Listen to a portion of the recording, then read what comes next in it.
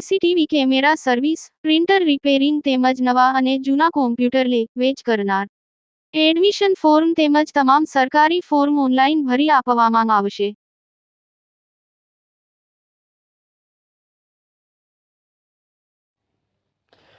વડોદરા ગ્રામ્ય એલસીબી પોલીસે washing machine તથા ચીમનીની આડમાં કન્ટેનરમાં ભરીને લઈ જવાતો વિદેશી દારૂ બોટલો નંગ 8,520 કિંમત ₹41,73,600નો વિશાળ માત્રામાં પ્રોહિબિશન મુદ્દામાલ કબજે કર્યો.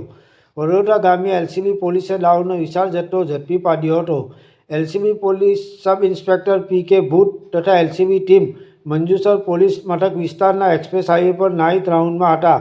દરમિયાન અનામ હેડ કોન્સ્ટેબલ દેવરાજસિંહ પ્રવીણસિંહ, અનામ હેડ કોન્સ્ટેબલ સિદ્ધાર્થસિંહ સટુભા નાઓને સંયુક્ત રીતે બાતમી મળી હતી કે એક ટાટા કંપનીના કન્ટેનરમાં વોશિંગ મશીન તથા ચીમની ભરેલ બોક્સની આડમાં વગર પાસ પરમિટનો ભારતીય બનાવટનો વિદેશી દારૂનો જથ્થો ભર્યો છે અને આ કન્ટેનર ડુમાસ ચોકડી ક્રોસ કરી અમદાવાદ એક્સપ્રેસ હાઈવે પર થઈ અમદાવાદ તરફ જનાર છે.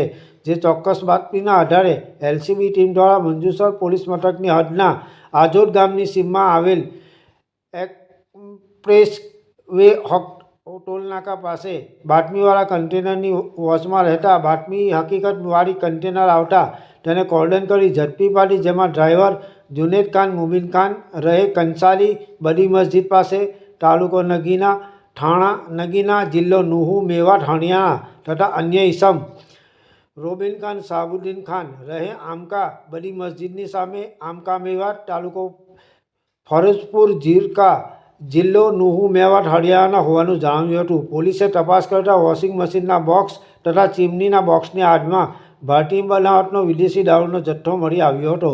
ભારતીય બનાવટની વિદેશી દારૂની પેટી નંગ 260, જેમાં કુલ બોટલ નંગ 8,520, કુલ કિંમત ₹41,73,600 તથા કન્ટેનર કિંમત ₹15 લાખ તથા વોશિંગ મશીનના બોક્સ નંગ 96, કિંમત ₹7,10,519 તથા ચીમનીના બોક્સ નંગ 5, કિંમત ₹29,597 તથા મોબાઈલ ફોન નંગ 2, કિંમત ₹10,000 મળી કુલ ₹64,23,700